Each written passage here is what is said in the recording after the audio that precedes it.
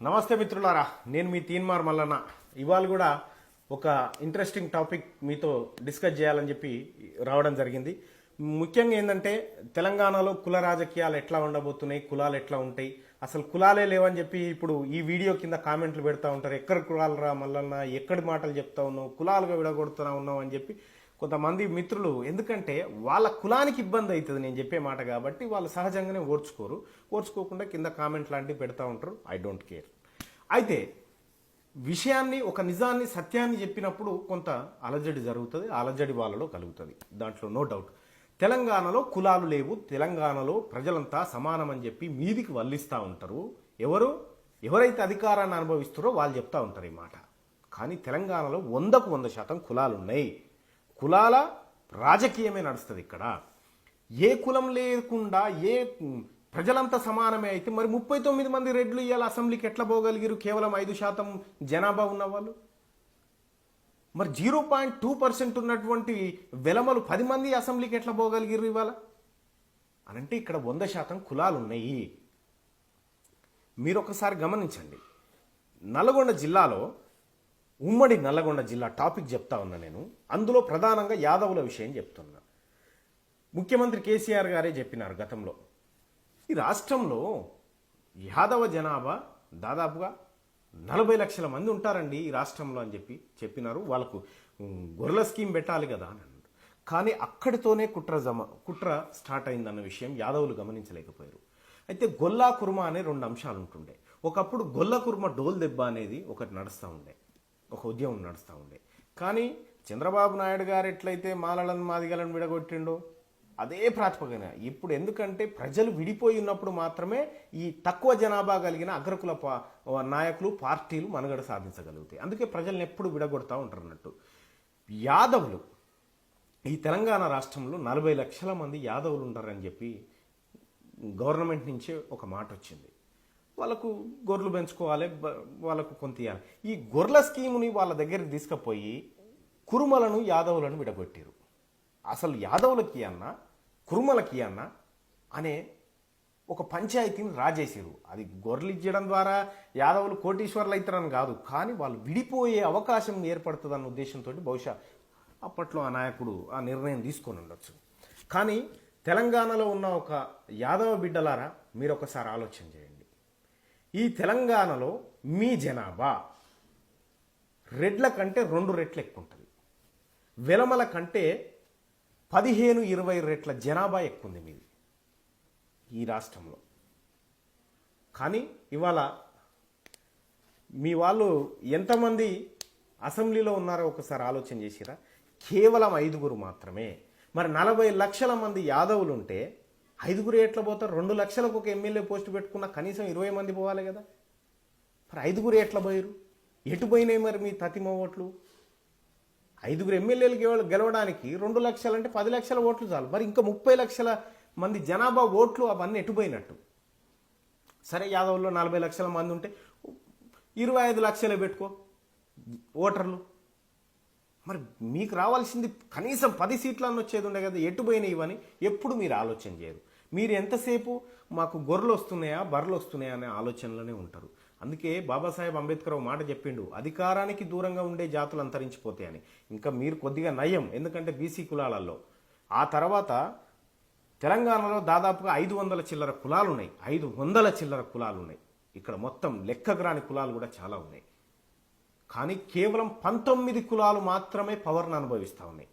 19 కులాలు. అందులో ప్రధానంగా పవర్ని గుప్పిట్లో పెట్టుకున్న కులం రెడ్లు. 39 మంది రెడ్లు అసెంబ్లీలోకి అడిగిపెట్టినారు. 10 మంది వెలమలు అసెంబ్లీలోకి అడిగిపెట్టినారు. మీరు అసెంబ్లీ నిడిచిపెట్టి గొర్రెలు కొట్టుకొని అడిగిపోతా ఉన్నారు. తెలంగాణలో ప్రధానంగా నల్గొండ రాజకీయాన్ని తీసుకుందాం. ఉమ్మడి నల్లగొండ జిల్లాను తీసుకుంటే, ఉమ్మడి నల్లగొండలో ఆ నల్లగొండ జిల్లా పుట్టినప్పటి నుంచి ఇప్పటి వరకు యాదవుల రాజకీయం గురించి చెప్తా ఉన్నా నేను. కొమ్ము పాపయ్య యాదవ్ అని మాజీ మంత్రి గారు ఉండే. ఆయనది అడగూడూరు మండలం. రామన్నపేట నుంచి 2 సార్లు ఎమ్మెల్యేగా గెలిచిండు తను. మొత్తం ఉమ్మడి నల్లగొండ జిల్లాలో, ఉమ్మడి నల్లగొండ రాజకీయాల్లో ఆ నల్లగొండ జిల్లా వాస్తవ్యుడైనటువంటి ఒక యాదవ బిడ్డ మంత్రి పదవికి, అంటే మొత్తం బీసీల్లో ఉమ్మడి నల్లగొండ జిల్లా నుంచి ఆ జిల్లాకు సంబంధించిన వ్యక్తి మంత్రిగా పనిచేసినటువంటి కాలం ఎంత అంటే 23 రోజులు, 552 గంటలు, అంటే రాత్రులు తీసేస్తే పనిచేసింది. కేవలం 16,060 మాత్రమే మంత్రిగా పనిచేసిండు 1900. ఆ జిల్లా ఎప్పుడైతే పుట్టిందో నల్గొండ జిల్లా నుంచి ఇప్పటి వరకు, నల్లగొండ జిల్లా నుంచి ఇప్పటి వరకు బీసీలు మంత్రిగా అయిన కాలం గదొకటే. కొండా లక్ష్మణ్ బాపూజీ గారు నల్గొండ జిల్లా వాస్తవ్యుడు కాదు, చిన్నకోడూరు నుంచి గెలిచిన, తర్వాత భువనగిరి నుంచి గెలిచిన ఆయన ఆదిలాబాద్ జిల్లా సిర్పూర్కు సంబంధించినటువంటి వ్యక్తి. అక్కడ రిజర్వ్డ్ కావడంతో ఇక్కడ వచ్చి పోటీ చేసిండు. సరే, అక్కడ ఏం జరిగిందనేది చూద్దాం. కొమ్ము పాపయ్య గారు 23 రోజులు మంత్రి అయితే బీసీ నాయకత్వం బలపడుతుంది, ఒక యాదవ సామాజిక వర్గం నుంచి ఒక పవర్ బయటకు వస్తుందన్న ఉద్దేశంతో ఆయనని 23 రోజుల్లోనే అప్పుడు నల్గొండ రెడ్లంతా పన్నాగం బన్ని ఆయనని పదవి లేకుండా చేసినారు. కనీసం మంత్రి అని తన నియోజకవర్గంలో తిరిగేంత కాలం కూడా ఆయన పనిచేయలేకపోయాడు. ఆ తర్వాత కొండా లక్ష్మణ్ బాపూజీ గారు ముఖ్యమంత్రి స్థాయిలో పోటీ పడుతున్నటువంటి వ్యక్తి, ఒక పద్మశాలి కులం వ్యక్తి, బీసీవాడు.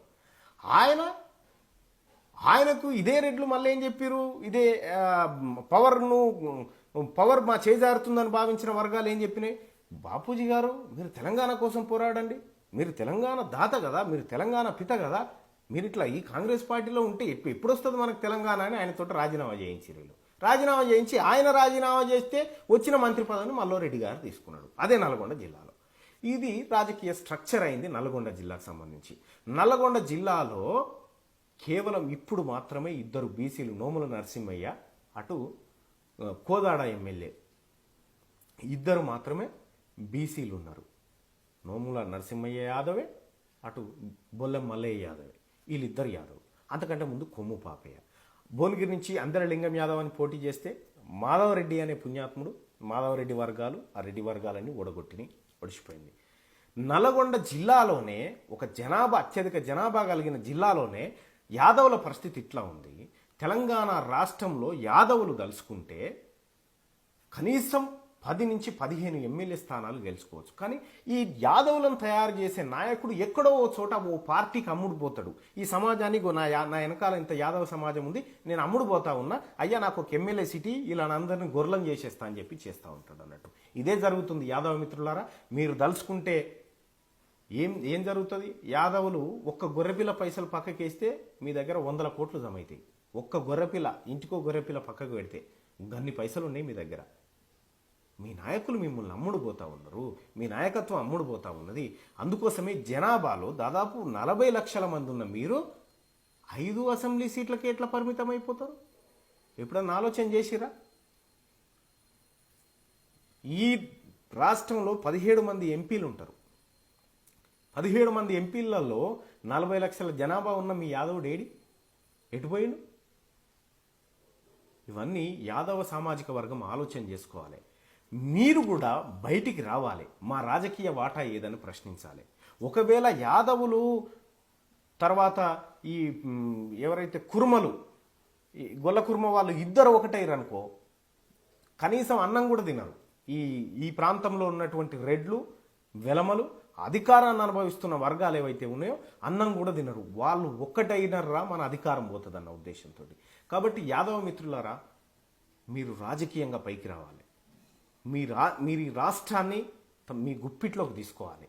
ఎందుకంటే యాదవుడు ఎప్పుడు ఇతరులు దోచుకోవాలని చూసిన సుగుణాలు ఉన్నవాడు కాదు, తను గొప్పగా బతికినవాడు, తను 10 మందికి సాయం చేసే గుణం ఉన్నవాడు యాదవుడు. కాబట్టి తెలంగాణ రాష్ట్రంలో యాదవుల జనాభాకు సరిపడ రాజకీయం లేదు. కాబట్టి యాదవుల్లోంచి ఒక అత్యుత్తమ పర్సనాలిటీ బయటికి రావాల్సిందే, ఆ యాదవ సమూహాన్ని ఏకం చేయాల్సిందే, యాదవులకు జరిగిన అన్యాయాన్ని ఎలుగెత్తి సాటాల్సిందే. ఎక్కడో ఒక చోట ఈ నాయకుడు కూడా అమ్ముడు పోతాడు కదా అని డౌట్ ఉంటుంది. కానీ సమాజం అంతా ఒకటైనాక నాయకుడు ఎట్లా అమ్ముడు పోతాడు? పోలేడు కదా. అందుకోసమే తెలంగాణలో యాదవులకు సముచిత స్థానం రావాలంటే మీరు ఆ గొర్రెలు ఇడిచిపెట్టి బయటికి రాలి. ఆ కుల వృత్తులు ఇడిచిపెట్టి బయటికి రారి. బయట ప్రపంచం చాలా ఉంది, మీరు చేయాల్సిన కథలు చాలా ఉన్నాయి. మీ నాయకత్వం కావాలి ఈ రాష్ట్రానికి. ఇంతమంది జనాభా ఉన్న మీరు ఎందుకు బయటికి రారని చెప్పి ఒకసారి ఆలోచన చేసుకోండి మిత్రులారా. అదేదో ఈ మల్లన్న కుల రాజకీయాలు చెప్తున్నట్టు, ఎస్, ఈ తెలంగాణ రాష్ట్రంలో 100కు 100% కుల రాజకీయాలే నడుస్తూ ఉన్నాయి, 100కు 200% కుల రాజకీయాలే నడుస్తూ ఉన్నాయి. తెలంగాణ ఉద్యమంలో కేవలం ఆత్మ బలిదానాలు మీ అయిపోయినాయి, ఈ కింది కులాలై, అధికారం వాళ్ళది అయిపోయింది. ఇదెక్కడి కథ? మారారా ఇంకా? అందుకే యాదవ్ సోదరులారా, మీలో ధైర్యం ఎక్కువ ఉంటుంది, మీలో ఒక నిబద్ధత ఎక్కువ ఉంటుంది. కాబట్టి మీరు బయటికి రావాల్సిందే, ఈ సమాజాన్ని ప్రశ్నించాల్సిందే. ప్రశ్నించమంటే తిరుగుబాటు చేయమంటలేను, నేను పోయి రోడ్ల మీద పడి కొట్టుమంటలేను. అధికారం మీకు రావాలంటే మీ ఓట్లు మీకోసం వేసుకోర్రి, అప్పుడు సెట్ అయిపోతుంది. దెబ్బకు అధికారం మీ కాళ్ళ దగ్గర వచ్చి ఉంటుంది. దయచేసి ఆలోచిస్తారని చెప్పి యాదవ మిత్రులకు ప్రత్యేకంగా తెలియజేస్తా ఉన్నా. ఇక ఈ తెలంగాణలో ఉన్న ఇతర కులాలు, ఇతర కులాల జనాభా, వాటి లెక్కల గురించి ముందు చెప్తా ఉంటాం మిత్రులారా. Thank you.